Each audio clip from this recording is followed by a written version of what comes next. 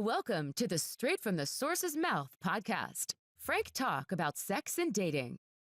Frank talk, sex and dating educates. Hello everyone, Tamara here. Welcome to the show. Today's guest is Melinda Gerdung, and we're going to be talking about abusive or toxic relationships and how to leave them. If you like this episode, be sure to tell your friends about it and rate it as well. Thanks for joining me, Melinda. Thanks for having me. Yes, it's always, this topic is very timely and unfortunately much needed. So let's jump right into how you got started and why we want to talk about this. Yeah, so I am a toxic relationship recovery coach, and I became that because I spent 7 years in an abusive marriage. And when I got out, I didn't really find a lot of support for what comes next. And so now I'm really passionate about speaking out about abuse and helping others recover from the effects of abuse. We talked about there are pretty much three main reasons why people stay in something like this. Obviously, wisdom tells you just go, but that's not as easy said than done. So what are some of the top reasons people end up staying? Yeah, so I feel like that is a question that gets posed to abuse survivors all the time is, well, if it was so bad, why didn't you just leave? And I think when people ask that, it comes from not really understanding what it entails to be in an abusive relationship, because it's actually a very complex question, and there are multiple reasons why someone wouldn't be able to just go. And some of those are financial and economic factors that come into play, especially if someone has kids.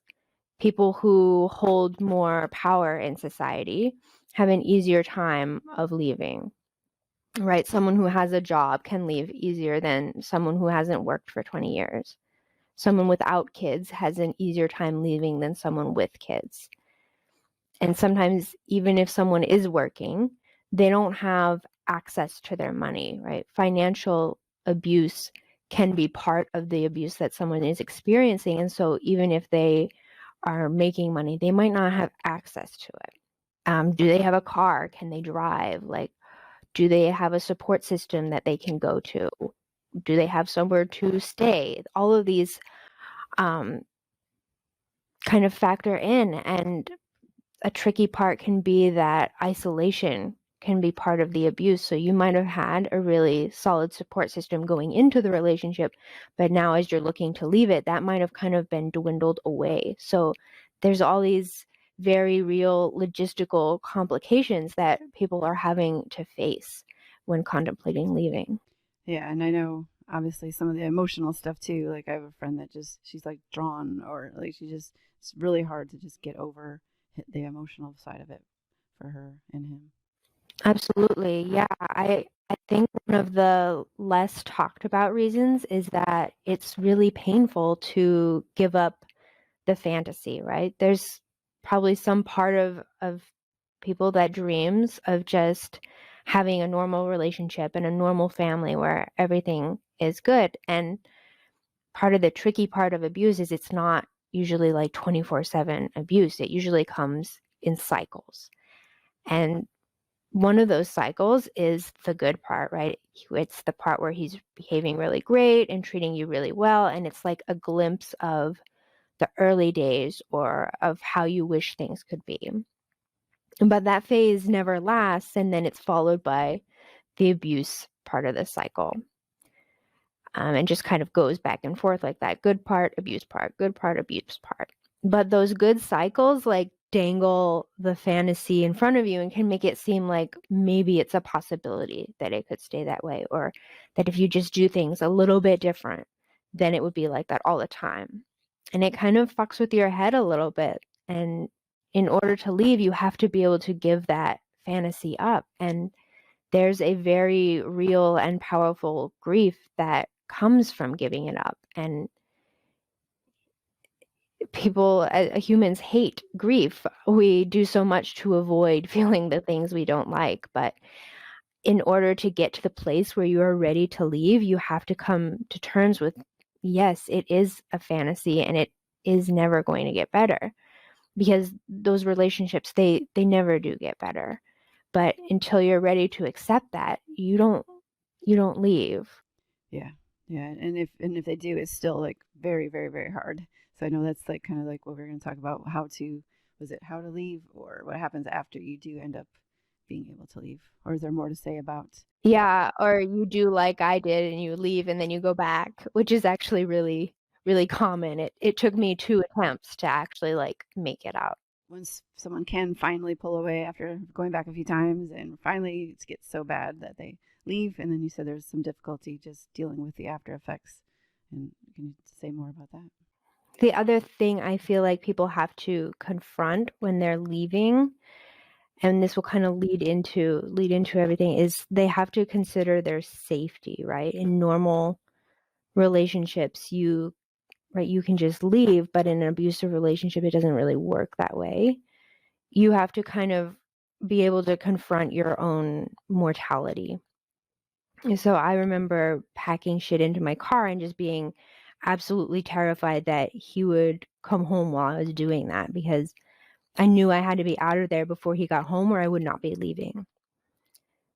But I had decided that I wanted out, and out was out. And whether that was leaving on my own 2 feet or in a body bag, I didn't care. Out was out. But that's a really hard place to come to. And that's something that anyone who leaves an abusive relationship has to confront. I mean, I guess it gets so bad that you're like over it. like you said, you either take it one way or the other. That it's just, and then of course there's physical and emotional abuse. Or do you kind of lump them together? Or they go hand in hand generally? Whether it's physical or emotional, like to me, abuse is abuse. I don't really think one is worse than the other. I do think they do kind of go together, but a lot of people that experience emotional abuse might not experience physical abuse. And that was one of the things that I struggled with, is that mine was mostly emotional. And so I remember kind of wishing that he would just hit me so I could just have an excuse to leave, because I felt like I just needed a reason, even though I had all these reasons. But the way that sometimes we get like physical abuse is worse than emotional abuse, it's not true, but that's how I thought of it back then. And I don't really want to make a differentiation between those two, because they're both abuse at the end of the day. To me, it's kind of like PTSD, where it's emotional. It's harder to see it, obviously, but people might not see the effects as much as physical abuse. So they can help. They may even be more inclined to help you if it's physical or more physical, and we can see the impact on someone. Right. And then, so what? Do you want to get back to the what happens after? Like you said, there's times you struggle with that as well, or people can struggle with different things. This is primarily what I help people with, because after I left that relationship, I thought that I would just be happy again. And that is not what happened at all. Like, I felt safer for sure. Like, I did have the sense that whatever happened to me now, I was at least better off because I wasn't living in fear. So I did feel a return of peace that was immediate. But I was not happy. I had no self-esteem, and I wouldn't say that I had great self-esteem before the marriage, but the marriage decimated the little that I did have. I didn't trust myself. I didn't trust other people. I was crying at random intervals throughout the day. I had so much anxiety, and sometimes was even having panic attacks and like physical symptoms as well, like ringing in the ears, heartburn, insomnia. And I think that sometimes what happens is when you're in the relationship and you're on edge all the time, you're like that, walking on eggshells, hypervigilant, like your system is just constantly being pumped full of adrenaline so that you're on this high alert all the time. So when I stopped needing to be on full alert all the time, like when the adrenaline went away, suddenly I could feel all of the things that the adrenaline had kind of been hiding. Like the adrenaline was sort of acting like a pain number. And when it went away, I was like, oh shit, like the bill came due. And so while there are resources to help people leave the relationship, I felt like I didn't really find so many resources for what comes next. Like I tried the counseling service that came with my employment, and this dude just like talked about himself the whole time, and he was like, "Oh yeah, you're fine," because I was holding a job. But meanwhile, I was also like crying throughout the day and having random panic attacks. Like, no, I'm not fine. And I'm not dissing therapy here. Like I've had great therapists. I've been tremendously helped through therapy after I found a better one. I'm just saying it's really hard to find the adequate support for what comes next, or at least that was my experience. And what came next was really overwhelming too. And I remember just being obsessed with the question, does it get better? Like I just really wanted someone to tell me that it would get better. And now I can say that, yes, for certain, it does get better. And this is kind of what I've built my 6-week program around, is in helping people get to the better and navigate the aftermath of those traumatic relationships, right? Building that trust back up with yourself, building the self-esteem, like letting go of some of the grief and the anxiety that happens.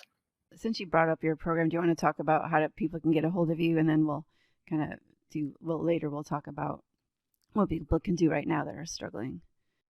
Yeah, so they can find me at my website, melindagerdungcoaching.com. I also hang out on Instagram, melindagerdung_life_coaching. And then, did you want to talk about your program, or they can find it on the website, I guess? Yeah, they can find it on the website. Feel free, like people can reach out to me on it at any time, like send me a message on Instagram. I'm happy to meet with people and talk more about it and see how it would fit in for them. And then you said for people struggling now, like what they can do, like if someone's in the middle of it, throes of it, how, like either how you did it or how people can do it now.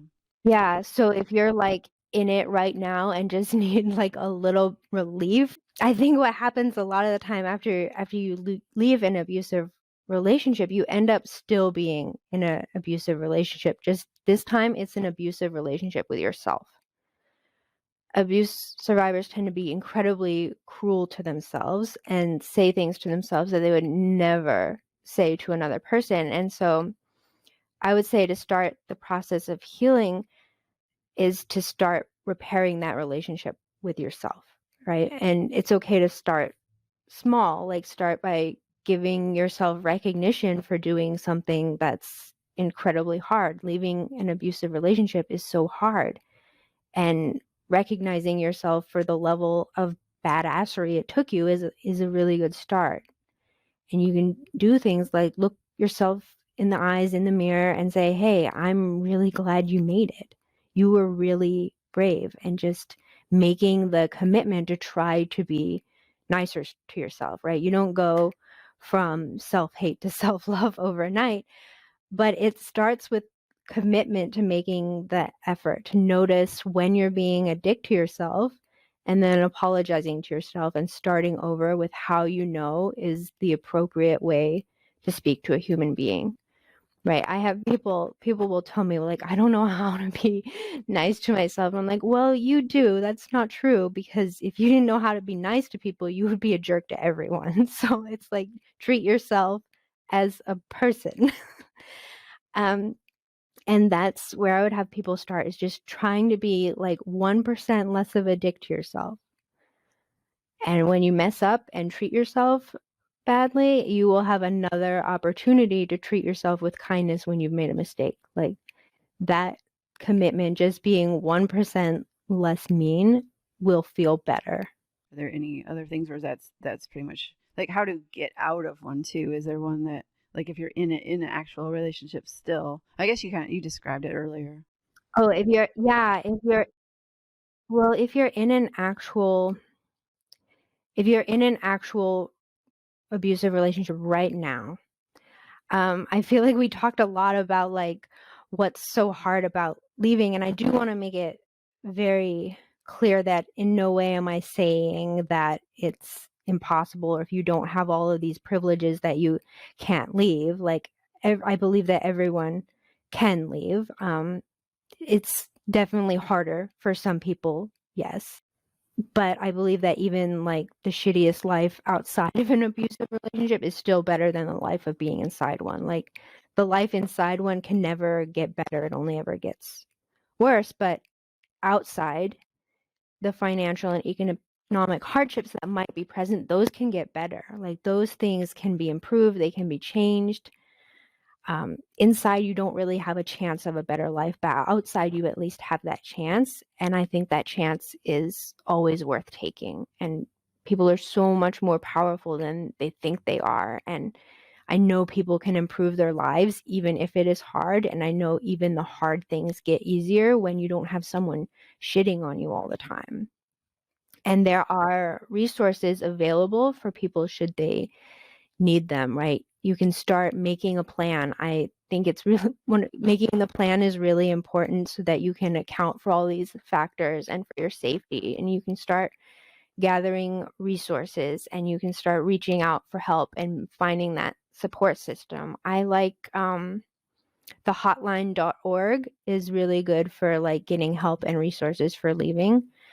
And I personally love redrover.org's DV relief program because they provide pet-friendly resources for leaving. And that was one of my big concerns when leaving. Like I would not have left without my dogs. So I really, really like that they have options for people who are have animals, because that's part of abuse is your animals get threatened too. Like most people aren't going to just leave their animals behind either.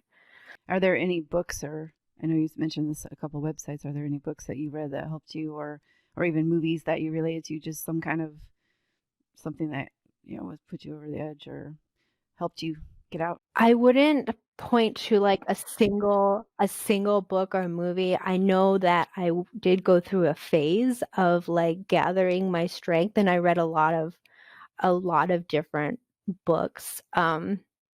I probably could not list them all now. There were so many. I do remember Malcolm Gladwell's David and Goliath, which is not about abusive relationships at all, but it was about like how underdogs can win. And for some reason that was like really inspiring for me. I recommend a lot of books on my podcast. So what's coming up for me is the one Soulbriety. Is basically, it's kind of like recovery and like how basically reestablishing your self-esteem. So I think it kind of can fit in here just to like learn to love yourself, like you said. And I read a lot of autobiographies. I found those really helpful. Like Pamela Anderson, for example, super smart. She has, you know, whatever reputation she has, but it was a lot of people have suffered the same kind of abuses and different things. So hearing their story and how they got out of it, I've always found helpful as well. So just for those listeners out there that like to read, if you haven't, I would check out some autobiographies and see if you can relate to some of them about this topic. I guess for me, the emotional, how did you unattach emotionally to get out? Like, was there something you had to, was it, I guess it was just, like you said, it just got so bad that you wanted to get out, but is there a way to like detangle the emotions of it? Yeah, like I talked about, it's coming to terms with that it is a fantasy that you're kind of holding on to. Like the actual relationship, when you start to tell yourself the truth, the actual relationship is terrible. What you're actually holding on to is a fantasy of how you wish it could be. And so once I started like telling myself the truth and like letting go of that fantasy, that's what allows you to disengage emotionally, where you're like, this isn't good. It's not real. Like what I'm wanting or craving isn't here. Did you have to remind yourself of that? Or every time something happened, would that be like another like check mark? Like, oh, yep, it's not the fantasy that I want. Like, was there like, did you take notes, or like, how did you? I did write myself notes in like I had a I can't remember the name of the app. I didn't want to use notes. Like I wanted one that I could lock, like password lock, because I didn't have privacy. Like there wasn't, if it wasn't locked down, so I wrote myself notes of like what happened, because sometimes it was like your brain will like try to forget what happened. And I think that's like a survival or protection mechanism that it naturally has, is to like try to start forgetting right away the bad things. So I would write it down so I could go back and say, look, you're not crazy. This happened to you and this is bad. And so just like starting to document so you have that for yourself is helpful. From movies I've seen, they see that it gets worse and worse. Like the negative gets to be more of the negative and less of the positive. Like in the beginning, there's probably a little bit of abuse over a 24-hour period, but by the end, it's pretty much constant. Yeah, it escalates for sure. Like it doesn't start out like this horrible abuse because you probably at that point you probably would just leave. It starts out really small, and small enough where like you might rationalize to yourself, rationalize it away, and then but in the meantime, it's still like knocking your self-esteem. So by the time it's escalated to the point where you're like, whoa, this is really bad, like your self-esteem is shot. Like I did not believe in my ability to survive. Like even after I'm leaving, I'm like, I might not make it. I don't think I can survive on my own. Like I did not even think I was like capable or competent enough to like make it. So what are some like red flags or signals? Like you said, the it starts out slow. So I know controlling is one thing. Like Controlling is a big one. Yeah, like the little negative things. Like I remember he didn't like any of my friends, and he didn't always have couldn't always articulate a reason. I don't like them, right? And it was kind of like, so I was like, okay, but if I hung out with him, he would get sulky and pouty, and so it became kind of easier in my life to like hang out with them less. And so that's kind of what happens. Like, it's just like, oh, he just doesn't like them. Maybe there's friends we could have that he would like, but he doesn't like anyone. And I didn't even realize that till I'm looking back after. I'm like, oh, he didn't like anyone, like ever. There was no one that was okay to hang out with. yeah, because he wanted you to himself, and he wanted to control your situation. Like you said, isolate as well. Yeah. Any other, just like the early warning signs, like anything else besides not liking friends and controlling? I feel like that's how it starts. They don't like your friends. There's like little controlling things, like they'll pick on your outfit. Like you shouldn't wear that. That doesn't look good on you or whatever. But, you know, that's not that's not okay for anyone to like for your partner to be like, don't wear that. But you like if my self-esteem wasn't like high enough at that point. So when he said that, like, don't wear that, that looks bad on you, like I was just like, oh, thank God someone told me. Instead of like realizing, hey, that's not cool. Like, it's just you. And I find that red flags, it's hard to like come up with a comprehensive list because there's so like many variations you could find. But what I will say is that your body knows, like you will feel it inside when something's not right. Like there will be a little twinge, and if you pay attention to that, like that's your body's your North Star. Like you'll feel it. And just honoring that feeling and trusting that, yeah, I am something's wrong. I'm feeling that something's wrong. And a lot of people definitely ignore that.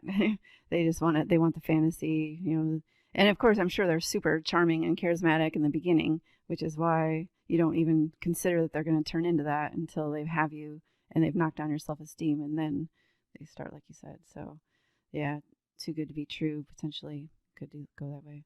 But yeah, that's good. Very good advice to feel it and believe it when you feel it. Yeah. And was it like, did you feel in a certain spot in your body, or you just kind of like when something would happen, it would like twinge, like you said, you would feel it in the moment of something they did or said? Yeah, it's like a twinge. So I tend to feel it like mid chest stomach area. That's where I feel it. But that's the feeling, is just like a kind of like a twinge of something where it's like discomfort, like Yeah. And I've actually just talked about this the other day with someone, so it's very fitting. And I use that exact word, twinge, too. It's just like a little inkling or something, just like, like it's like a second thought in your head or something. Yeah. But those of it, if you felt it, you probably know what it is. And a lot of times you ignore it, but definitely try to hear that inner voice. so many times. I feel like we're kind of socialized to ignore it, like be nice, right? Don't if we listen to those feelings all the time, we might not be as nice. Yeah. Yeah, we'd have less people to talk to. All right. Well, we're getting to the wrap up stage. Is there anything you want to say that we didn't cover, or just kind of like a parting shot? Parting shot final gift for listening to those twinges is the book The Gift of Fear by Gavin DeBecker.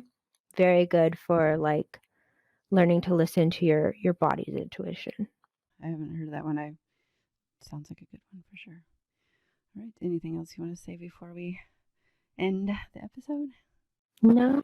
Yeah. Thanks everyone for listening, and hopefully, if you got something out of this, especially if you're in one of those kinds of relationships and you want out, it may be difficult, but there's definitely good after. And then if you want to work with Melinda at all, she gave you her Instagram and her website. So you want to give those out again real quick? Yeah, my website's melindagerdungcoaching.com, and my Instagram is at melindagerdung_life_coaching. And on that note, thank you very much. We'll end it there. And if you love this episode, be sure to tell your friends about it, especially if they're struggling with this kind of issue, and rate the episode as well. Thank you very much, Melinda, and thanks everyone for listening. Frank Talk, sex and dating educates.